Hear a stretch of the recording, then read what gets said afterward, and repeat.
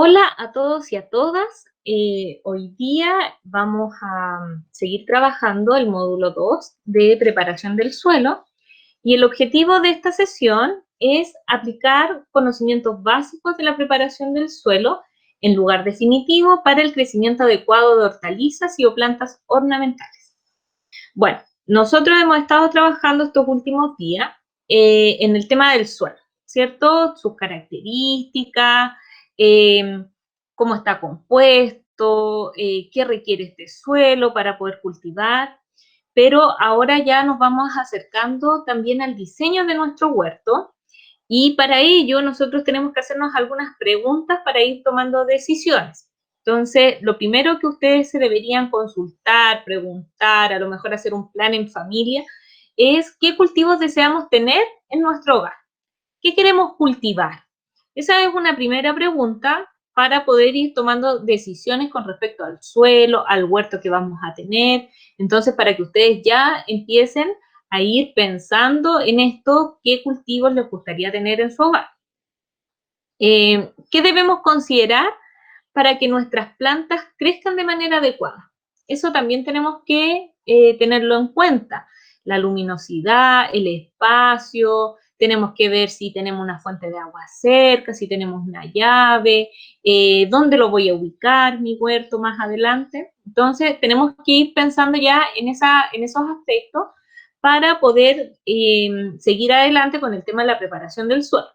Entonces, por ejemplo, si ustedes quisieran plantar un perejil, un cilantro, un cibuleto, un orégano, deberían considerar al menos unos 25 centímetros de profundidad del suelo, porque ahí va a poder crecer ese tipo de cultivo.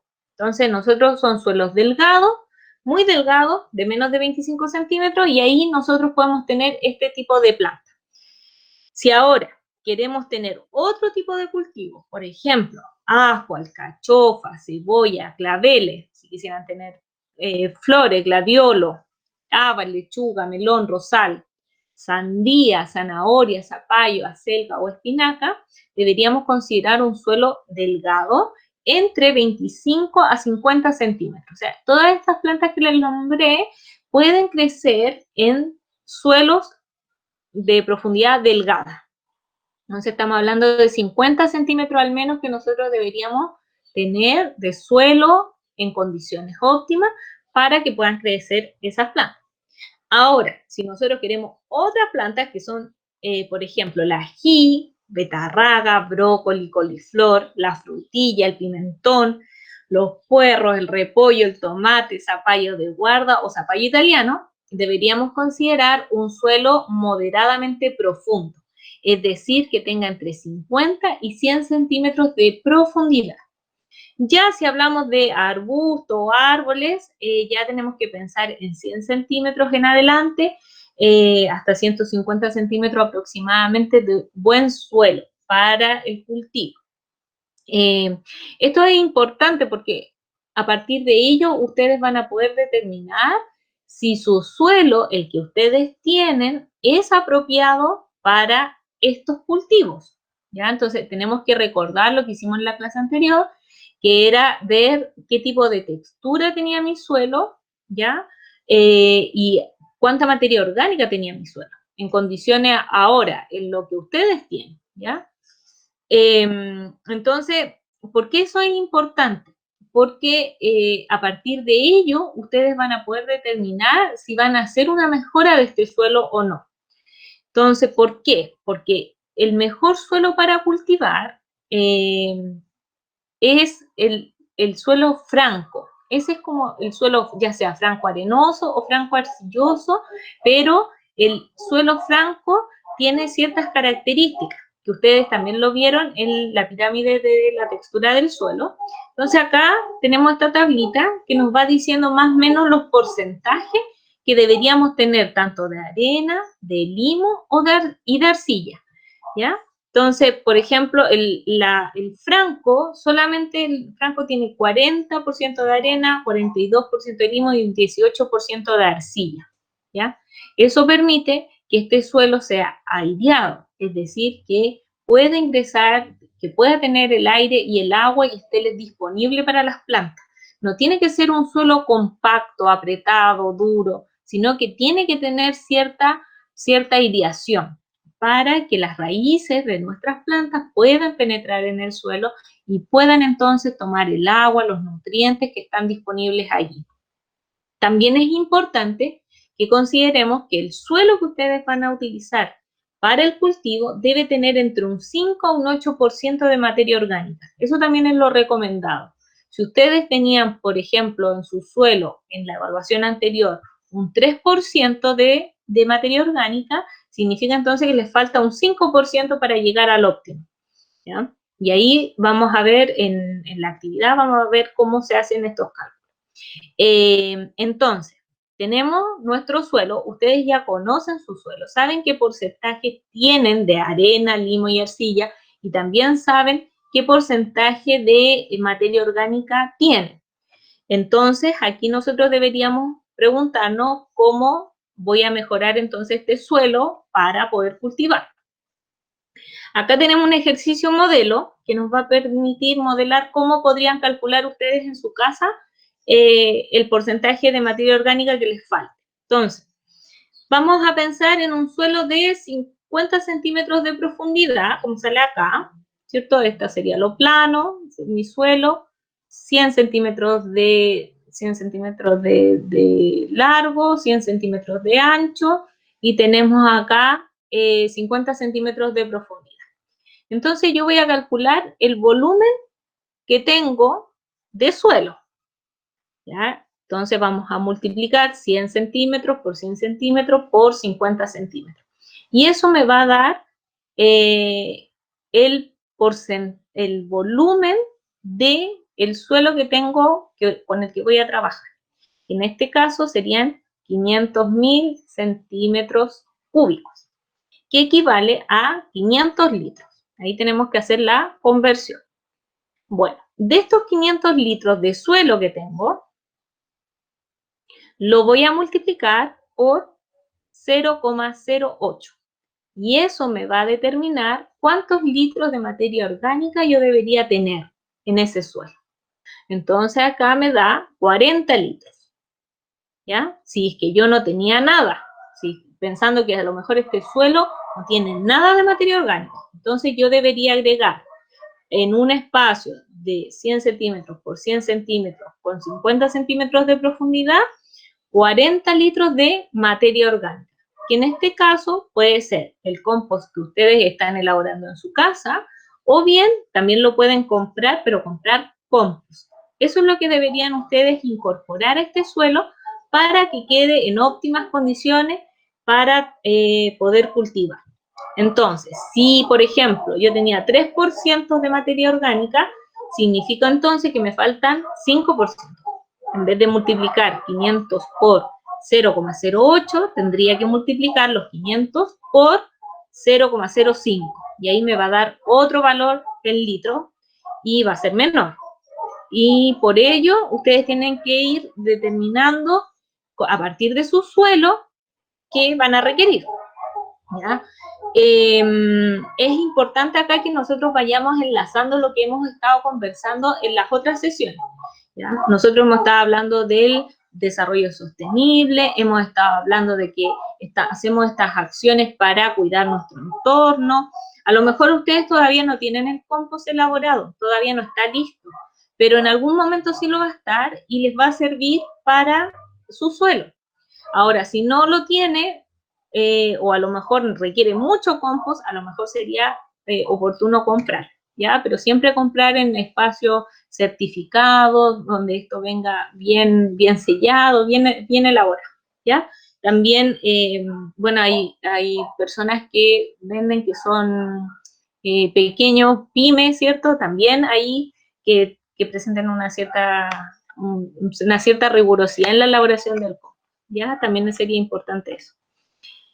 Bien, entonces tenemos un modelo, ¿cierto? Acá para que ustedes puedan trabajar, un ejercicio, y por lo tanto nosotros también podríamos encontrarnos que nuestro suelo no es franco, que nuestro suelo no cumple los porcentajes a lo mejor ideales. Entonces, ¿cómo lo arreglo? ¿Cómo mejoro mi suelo? También existe la posibilidad de que en este curso exista gente que no tiene jardín. Entonces va a tener que es lo más simple, ¿cierto? Comprar la tierra para maceta, que viene lista, que ahí va a tener que determinar en dónde lo va a querer colocar, que es lo más fácil, pero también debería considerar comprar una tierra certificada y que venga con las indicaciones, ¿cierto?, que corresponden, y esa tierra viene lista. A eso ustedes no le tienen que hacer nada extra, viene con todas las condiciones. Ahora, si mi suelo es muy arcilloso, ¿ya? Va a tener que agregar arena de lampa, perlita o maicillo. Esos son los 3 ingredientes, por llamarlo así, que usted podría considerar para que un suelo que es muy arcilloso tenga más aireación, tenga más porosidad para que su planta pueda crecer mejor. Y si es muy arenoso, ¿ya? Va a agregar materia orgánica. Con eso también debería estar bien su suelo. No vamos a agregar arcilla, no vamos a agregar nada más, sino que ese suelo que a lo mejor está más arenoso, le vamos a agregar la materia orgánica y eso ya nos va a dar aireación. Entonces, bajo ningún punto de vista, en ninguno de los suelos que ustedes puedan tener, no va a usar tierra de hoja. ¿Ya? Nosotros también hemos conversado de esto en las sesiones anteriores, cuando hablamos del compost, que la tierra de hoja, ¿qué es lo que es? Son hojas en descomposición, ramas, ¿cierto? Por lo tanto, es lo que nosotros hablábamos del material café que usábamos en la compostera, ¿ya? Por lo tanto, esta tierra de hoja no está equilibrada en cuanto al porcentaje de carbono nitrógeno, ¿ya? Está cargado de materia café, por lo tanto, es rico en carbono. Y el nitrógeno que pueda existir va a ser utilizado por los microorganismos que están en esa tierra de hoja y no van a quedar disponibles para la planta, que es lo que nosotros queremos, que nuestra materia orgánica, nuestro compost, aporta nitrógeno también a las plantas, que es muy necesario para que nuestra planta pueda estar en óptimas condiciones. Y además, la extracción de tierra de hoja, hay gente que vende esta tierra de hoja y no necesariamente esa extracción a lo mejor fue de manera regulada, ¿ya? La tierra de hoja es muy importante en los bosques porque permite controlar el fenómeno de la erosión. Entonces, si nosotros compramos tierra de hoja que a lo mejor ha sido extraída en condiciones no de manera sostenible, podemos estar favoreciendo los procesos de erosión, ¿ya? Y cuando llueve, entonces por eso se forman estos como ríos, ¿cierto? Porque no hay nada, no hay ninguna cobertura vegetal que pueda retener el agua en nuestros bosques, ¿ya? Entonces también ahí de pronto nosotros no nos hacemos responsables de que compramos algo y bueno, no importa de dónde venga, total, ¿cierto? A lo mejor no me importa, pero a ustedes ahora ya están conscientes que la tierra de hoja debe venir con una certificación de que fue producida, fue elaborada de manera controlada y no extraída de manera indiscriminada. De hecho, existe un proyecto de ley que va a regular esto de la extracción de la tierra de hoja. Estaba en proceso en el mes de diciembre del año 2019 y bueno, ahí todavía queda camino, ¿ya? Entonces, no usar tierra de hoja para nuestros cultivos, usar el compost, que es lo más indicado.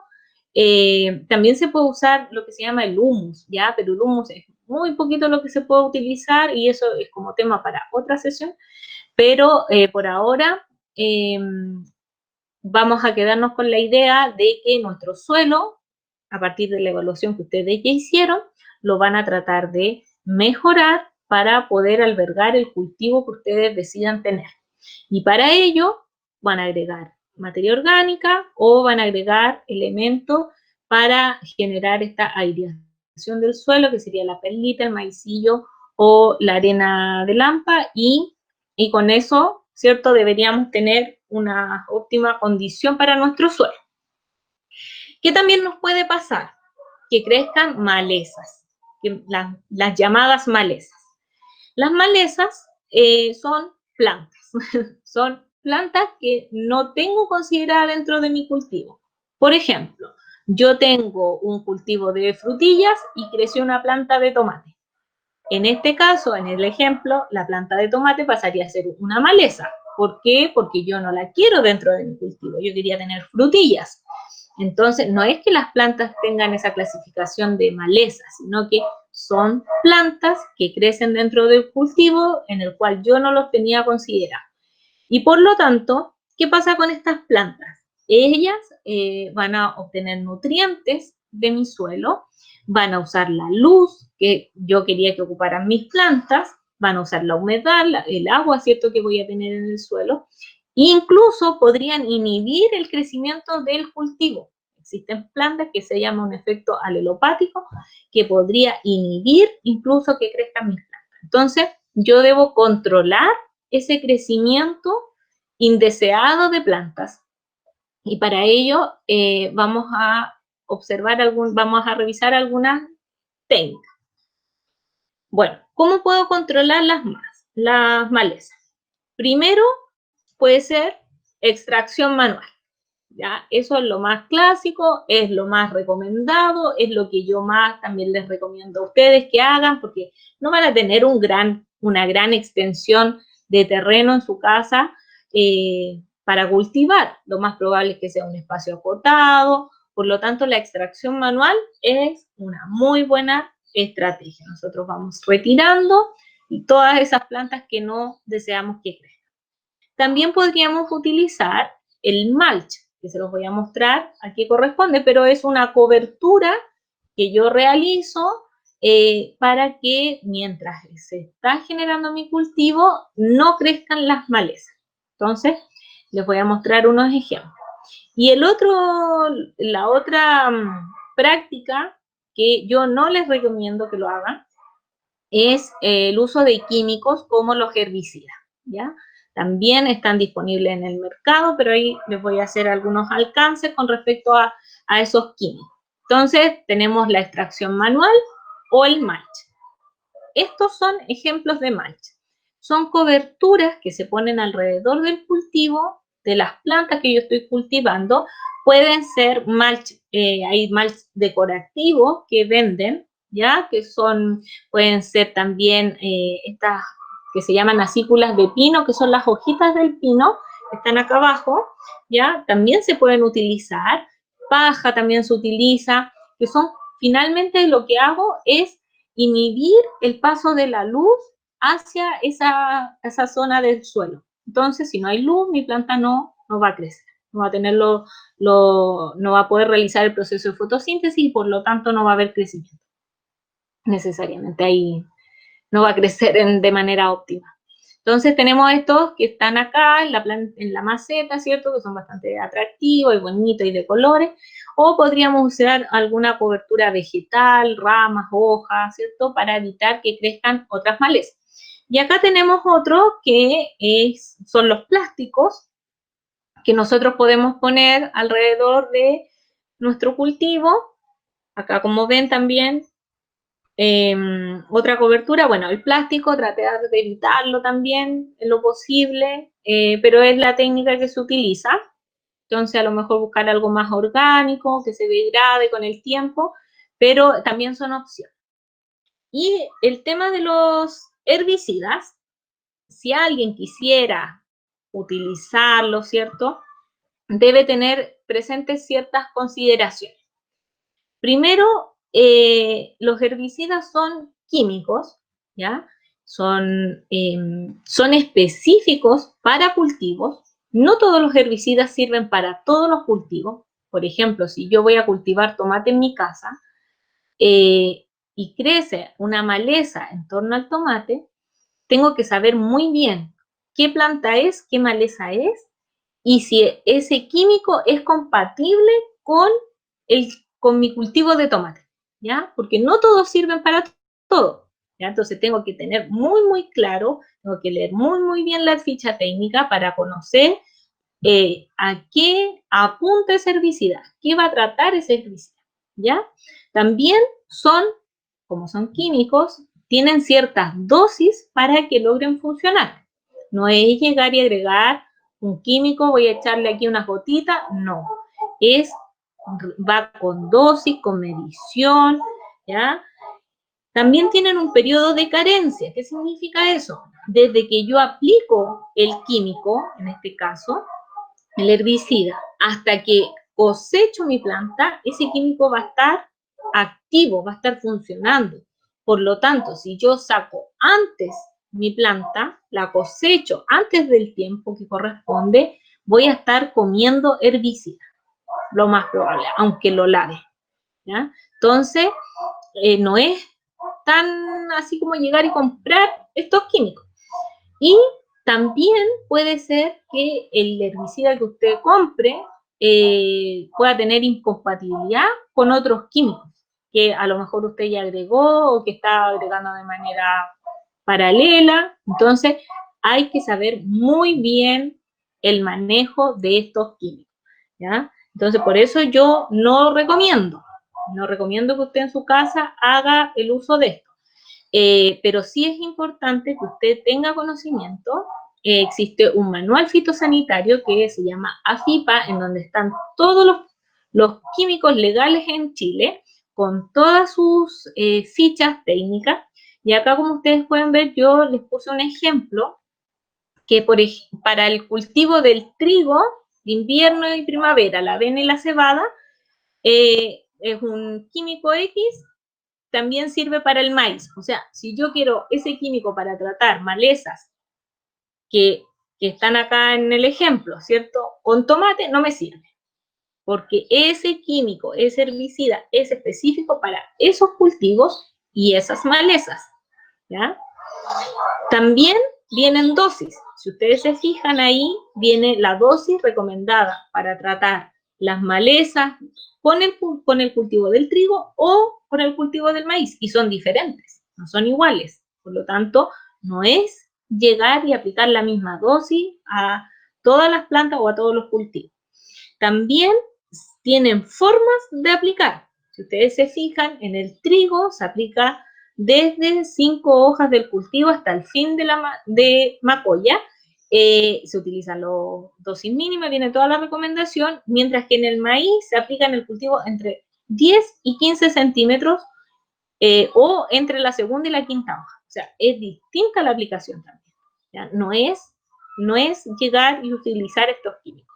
Los tiempos de carencia, como dice ahí, 30 días. O sea, si yo lo saqué antes de los 30 días, voy a estar consumiendo, o podría no intoxicarme, pero sí voy a estar comiendo un químico, que no es lo ideal si estamos tratando de llevar este curso, ¿cierto?, por la línea más de lo orgánico, de lo ambientalmente sostenible, ¿ya? Entonces, si bien estos productos están disponibles en el mercado y cualquier persona podría comprar un herbicida, ¿ya? No todos deberían aplicarlo, ¿ya? Las personas que son indicadas para el manejo de estos químicos son los ingenieros agrónomos o las personas que han estudiado, que están en la línea del agro, y por lo tanto debería indicar el ingeniero agrónomo es el que determina cuál es el herbicida apropiado, pero estamos hablando de un campo, a lo mejor de una gran extensión, ¿ya? Entonces, ¿cuál es mi recomendación? Yo quería darle esta información para que ustedes la tengan presente, que no es llegar y comprar, no es llegar y aplicar. Hay que saber lo que uno está realizando porque puede cometer errores involuntarios, obviamente, por desconocimiento, pero que en este tema de los huertos de pronto salen estos temas y creo que es importante abordarlo. Entonces, información hay. Mi invitación es que ustedes puedan buscar información antes de tomar una decisión, antes de aplicar algo, pero obviamente si nosotros tenemos una maleza en un huerto pequeño, nosotros lo que deberíamos hacer es el manejo manual o el manejo con mulch. Eso es lo que yo recomiendo para que ustedes puedan trabajar en sus hogares de manera segura, ¿no? Entonces, ¿qué vamos a hacer ahora? Bueno, ustedes ya vieron esta clase, que es la modalidad virtual, y el trabajo personal, ustedes van a preparar su suelo, van a estar pensando, ¿cierto?, en el huerto que van a preparar, y por lo tanto van a empezar a preparar su suelo, la cantidad de suelo que van a requerir, en dónde lo van a ubicar, si tienen los porcentajes que corresponden, la cantidad de materia orgánica, si van a colocar un mulch o no, cómo lo van a hacer. Van a ir tomando todas esas decisiones y por eso van a tener un tiempo aproximado de 5 horas de trabajo. ¿Ya? Aquí lo importante es que también ustedes trabajen con su familia, a lo mejor si tienen un hijo o a lo mejor con otra persona dentro de su casa, que pueda ser también un tiempo de esparcimiento, de recreación, de disfrutar también, el salir un poquito si puede a su patio, y si no, en las macetas, ¿cierto?, como empezar a preparar el ambiente para lo que va a ser su cultivo, ¿ya? Entonces, eso los dejo invitados a que puedan seguir trabajando en esta línea, en la preparación de su suelo, porque en la clase siguiente vamos a comenzar con el tema del huerto, a diseñar nuestro huerto, así que los voy a estar esperando y nos veremos pronto. Hasta luego.